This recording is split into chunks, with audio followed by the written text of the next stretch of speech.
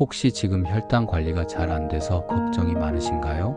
하루에도 몇 번씩 혈당이 들쭉날쭉해서 불안하신가요? 약에 의존하기보다 몸의 자연 회복력을 깨워보고 싶으신가요? 이런 분들을 위해 조금 놀라운 팩트를 하나 말씀드리겠습니다.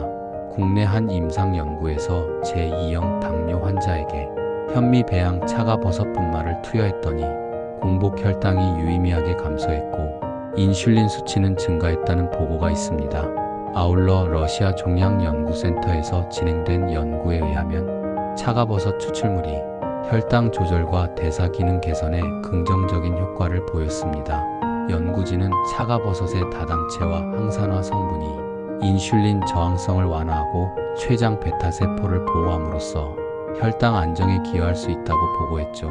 이처럼 차가버섯이 혈당 조절에 긍정적 영향을 준다고 여러 연구에서 제시되고 있습니다. 구체적인 사례도 있는데요. 50대 남성 김정우 씨 사연을 소개하겠습니다. 정우 씨는 수년 전부터 혈당이 자주 흔들렸습니다.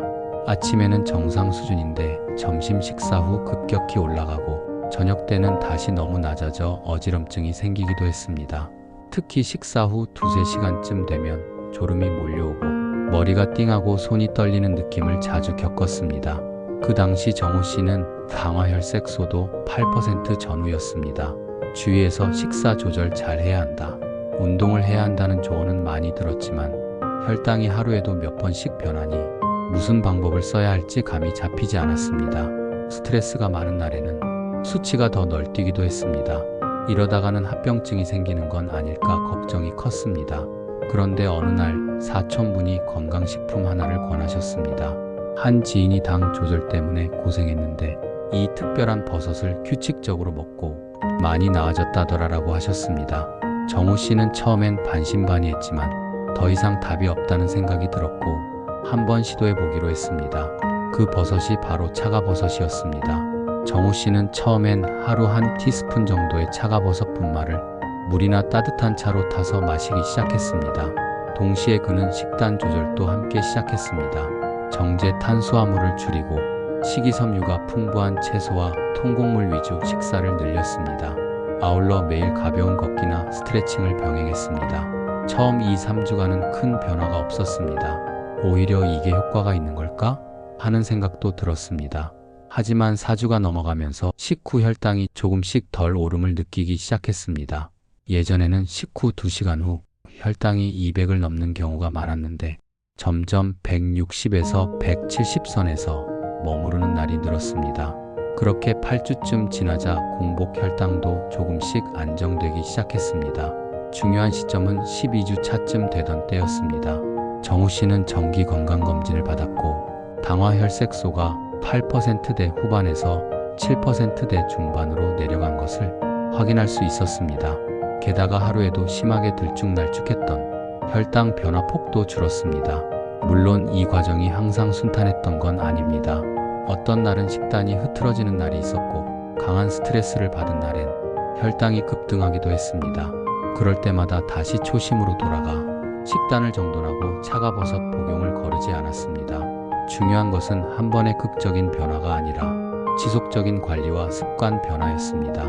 이제 이 사례를 통해 우리가 배울 수 있는 실천 포인트를 정리해 보겠습니다.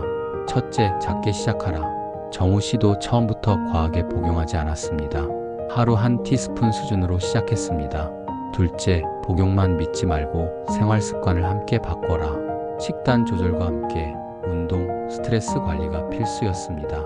셋째, 규칙적으로 체크하라. 매일 혈당 기록, 정기 건강검진, 당화혈색소 추적 등이 중요했습니다. 넷째, 꾸준함이 관건이다. 효과는 서서히 나타났고 포기하지 않고 이어간 것이 결과로 이어졌습니다.